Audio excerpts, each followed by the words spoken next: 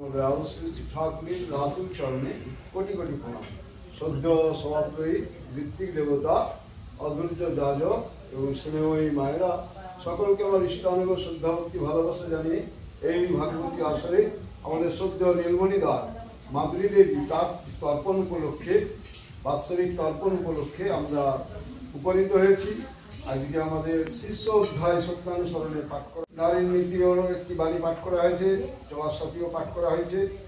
আজকে আমরা নিজেদের মধ্যে বোধন্ত পরস্পর আজকে এই যে সার্থকতা তর্পণের যে সার্থকতা কথাই এবং তর্পণটা কেন করতে হয় এই বিষয়ে শ্রী শ্রী ঠাকুর খুব সুন্দরভাবে বর্ণিত করে দিয়েছেন যে আমাদের পিতৃকৃষ্টি, পিতৃপুরুষের কৃষ্টি ঐতিহ্য এবং আমাদের পিতামাতা, এই পিতামাতাকে বাদ দিয়ে আমাদের জীবনে সব কিছুই কিন্তু অন্ধকার।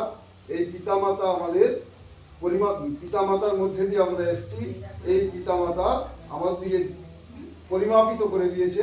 তাই পিতৃ ঋণ, মাতৃ ঋণ 7 জন্মেও শোধ করা যায় না।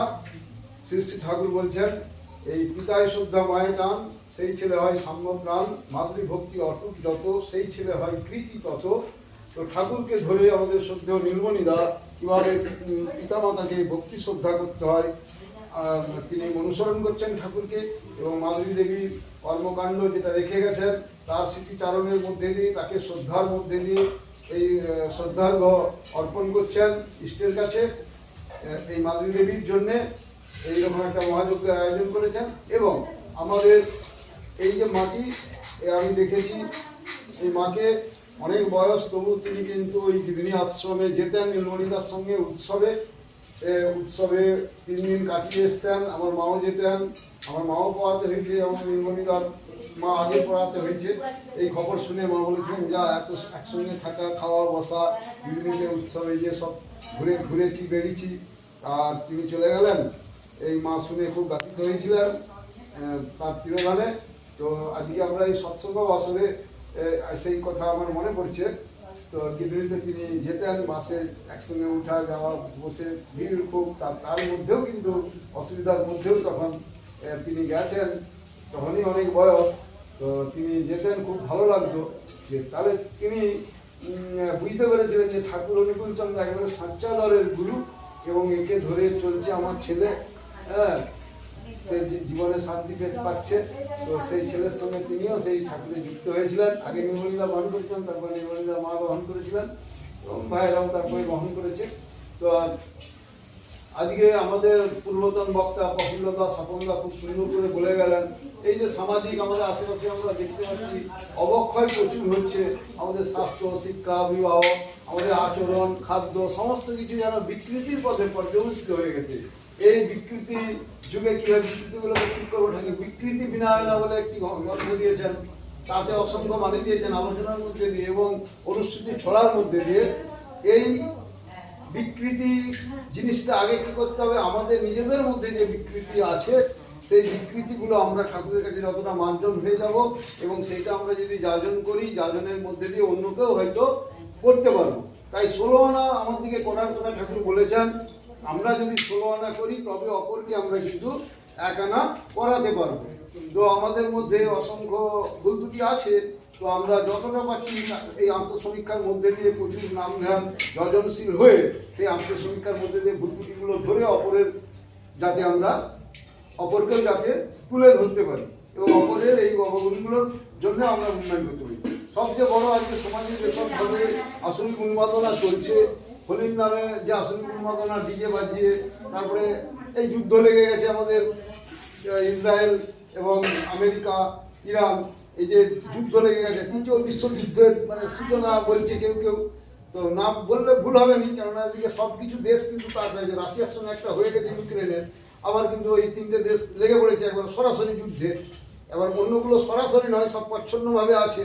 তো দেখলেই মনে হবে একটা 3য় বিশ্বযুদ্ধের সূচনা মোটামুটি হয়ে গেছে। তো আজকে এই যে অবক্ষয় এবং রাষ্ট্র, সমাজ এবং পৃথিবীর ভয়াল পরিস্থিতি তৈরি হয়েছে, এইগুলো শ্রী শ্রী ঠাকুরের কাছে কিছুই নয়। ঠাকুর বলছেন মনুষ্যত্বের মূল বুনিয়াদটা আজকে শেষ হয়ে গেল। বড় বড় ভূমিকম্প, এই কিছুদিন আগে একটা ভূমিকম্প হলো, ভূমিকম্প, লোকক্ষয়, সাইক্লোন, যত কিছু বিপর্যয় আছে সব বিপর্যয় ঠাকুর শঙ্কিত নয়।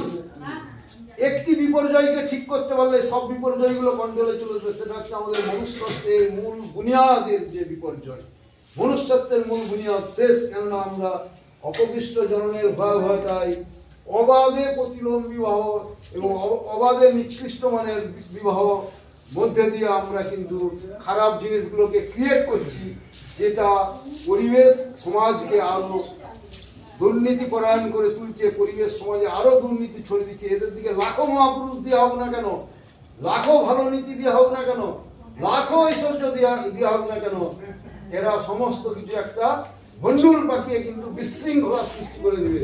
তাই যত মহাপুরুষই আবির্ভাব হবে এদের দিকে কন্ট্রোল করতে পারবেনি। ঠিক এই কারণ বা গোড়ার জায়গাটা ঠাকুর অনুকূল বলছে।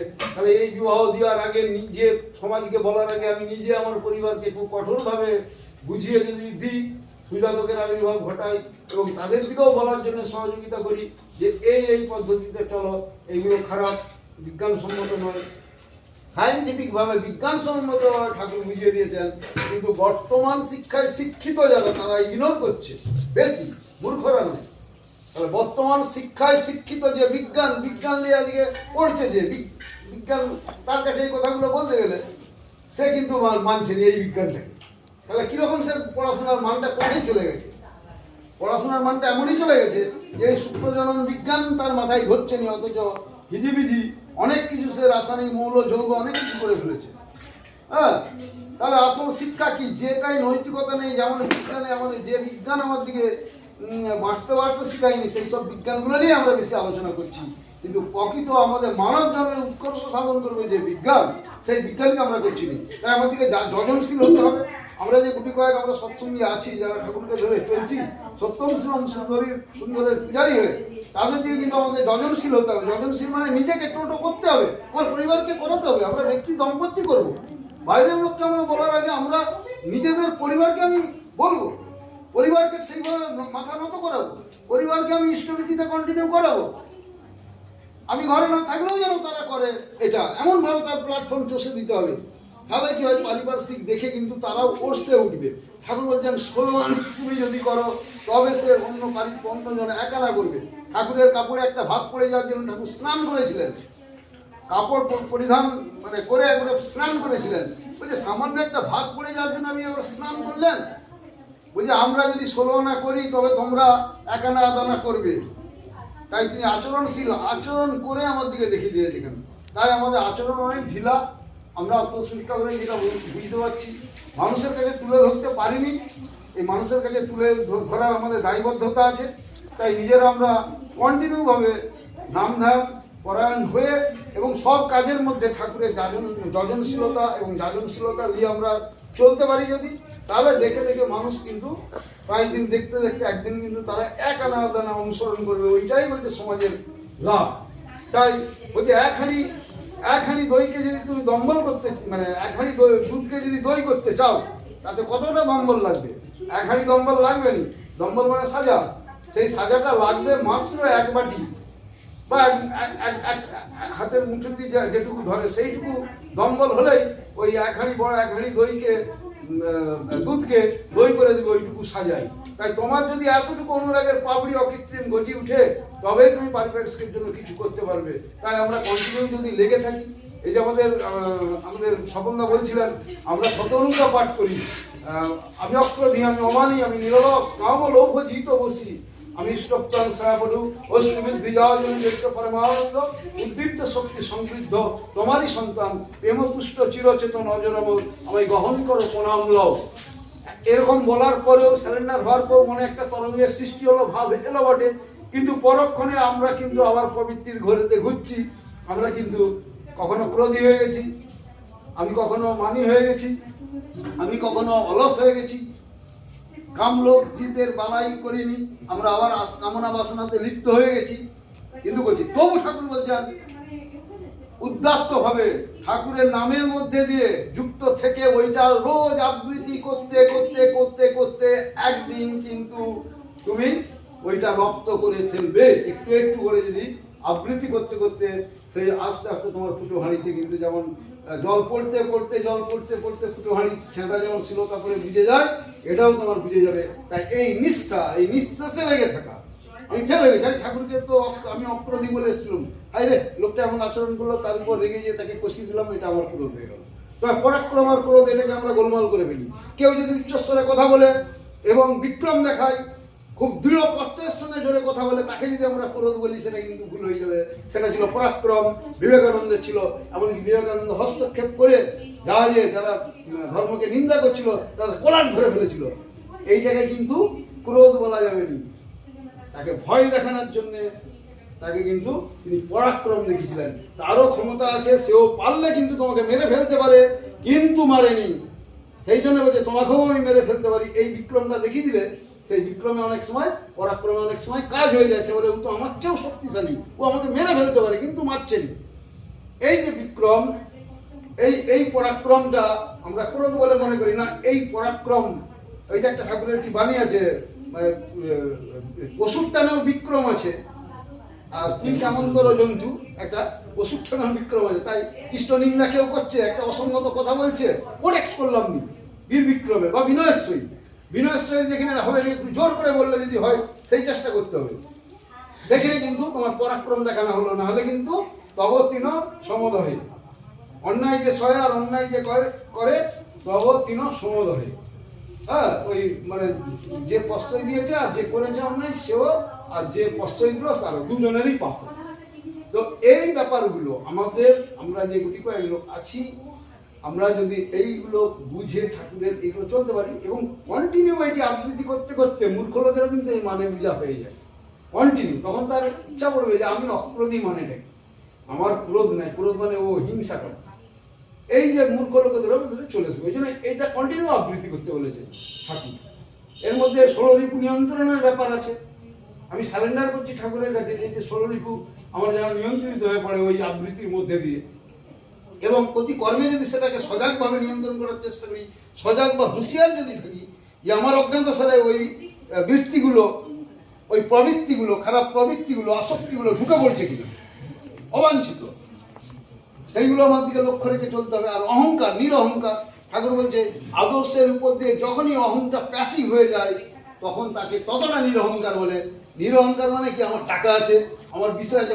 অনেক লোক অধিক্ষিত, চলুন ঠাকুরে আমার একটু ছেলেকে যাজন করবেন, ডেকে নিয়েছে, সে দেখাচ্ছে কোথায় বাথরুম, কোথায় ডাইনিং প্লেস, কোথায় কোন আসবাবপত্র, কত দামি খাটটা রেখেছে, ঘরে কোন ফার্নিচারটা কোথায় সাজিয়েছে, এগুলো দেখাচ্ছে। সে কারণে অহংকার। কেন এইগুলো দেখে আমি চমকে যাবো, চমকে দিয়ে আমি তেল মালিশ করবো, মশাই করবো। তোমার প্রচুর পয়সা আছে, প্রচুর, আমি তোমাকে মশাই করবো, এইটা ভেবেছে আর কি। আমার তেল মালিশ করবে, আমাকে একটা মহান কিছু ভাববে। আমি ঝুনে থাকে বলে তো ওইসব দেখে আমাকে লাভ নেই, ওইসব তুমি তোমার রাখো। আমি যে জিনিসটার জন্য এসেছি, যে কাজের জন্য, সেই কাজটা করো, সেই কাজটা যদি ভালো লাগে, ঠিক আছে, ওগুলো আমার দিকে দেখে লাভ নেই। তাহলে কি, ওদের হচ্ছে বিষয় অহংকার, এটা অহংকারী ধরে মনে কর। ওই যে আদর্শের প্রতি পছন্দ, আমি ঠাকুরের আমার ঠাকুরের জন্য আমার সব, এই বিষয় ঠাকুর, এই বিল্ডিং আমি সৎসঙ্গ করি, আমার এত গুরু ভাই আছে, এটা আমার অহংকার। কেন আমি ঠাকুরকে নিবেদন করেছি, আমার ঠাকুরের ইষ্টকর্মী যা, তারা এসে আমার এখানে এই দুয়ারে নাম করে, এত বড় অহংকার। এখানে কিন্তু অহংকারটা আদর্শের উপর দিয়ে প্যাসিভ হয়ে গেল, তখন কিন্তু আমি নিরহংকার হলাম। এই জিনিসগুলো বুঝতে হবে। এইগুলো বুঝে ওই জন্য আবৃত্তি করতে বলে, যে আবৃত্তি করতে করতে এই বোধগুলো আমাদের গজি উঠবে। আমাদের ঋত্বিক দেবতা সুব্রত দা আছে, সেও একটু আলোচনা করবে ঘরোয়াভাবে, পারিবারিকভাবে। আমরা যাতে থাউগুনি পাতা সেবনটা আমার থেকে একবারে বাড়িতে টবের মধ্যে একটু করে রেখে দিতে হবে একবারে। ঠাকুর বলেছে 1000টা রোগের, কেউ বলেছে 15টা রোগের কাজ করে, কেউ বলেছে 50টা রোগের, 180টা রোগের। ঠাকুর বলেছে হাজারো রোগের কাজ করে, ও বলে শেষ করা যাবে না। হাই ব্লাড প্রেশার থেকে, লো ব্লাড প্রেশার থেকে, ডিসেন্ট্রি থেকে, লেপ্রোসি থেকে, টিবি থেকে, বিভিন্ন রোগের, মারণ রোগের আমাদের শরীরে ইমিউনিটি পাওয়ারের জন্য দিতে পারে। একটি মোটা শহর, দুটি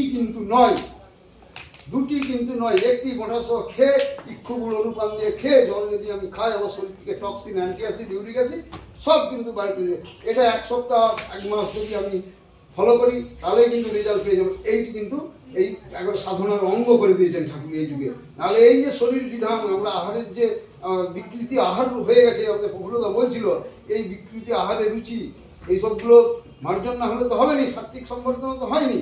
ওই প্যান্ডেল করে দারুণ লোক খাচ্ছে, কিন্তু বিষ খাওয়াচ্ছে। সে ভাবছে নি যে ফ্রাইড রাইস, মাংস, ঘি, পনির, আমরা পনির খাচ্ছি, পনিরে যে কত ভেজাল, কিভাবে প্রস্তুত সেগুলো আমরা জানি না। আমরা ভাবছি খুব দামি বিরিয়ানি, আমরা ভাবছি বিরিয়ানি, তার চেয়ে পান্তা ভাতের আমানি অনেক ভালো খাবো, অনেক কিছু জানি আমরা। ঠাকুরের যে পান্তা ভাতের আমানি খেলে শরীরে হার্টের প্রবলেম দূর হয়, তবে আমানিটা একটু হালকা টক হয়, খুব বাসি পচা যেন না হয়। সেটাকে লেবু দিয়ে খেলে সেই আমানির জল এবং মাটির হাঁড়িতে আমাদের কিন্তু হার্টের দোষ কেটে যায়। আমি অনেককে এই রেমেডি অধিকৃত আমার আত্মীয় স্বজন আছে তাদের দিকে বলেছিলাম, তারা করে খেয়েছে, তারা কিন্তু সুফল পেয়েছে। তো আমাদের সুব্রতদা আছে, সুব্রতদাও আলোচনা করবে এবং আমাদের ঘরোয়াভাবে সকলের মঙ্গল কামনা করে, এবং আমাদের এই যে শ্রদ্ধেয় মা তার বিদেহী আত্মা এবং সরাসরি তিনি উপস্থিত হয়ে গেলেও তাঁর যাতে তিনি যেন ঠাকুরকে ধরে চলেন এবং ঠাকুরকে নিয়ে আছেন এই কামনা রেখে, এবং ঠাকুরকে ধরে অবাধে চলতে পারেন এই কামনা রেখে আমি সকলের মঙ্গল কামনা করে এখানে রাখছি। জয় গুরু।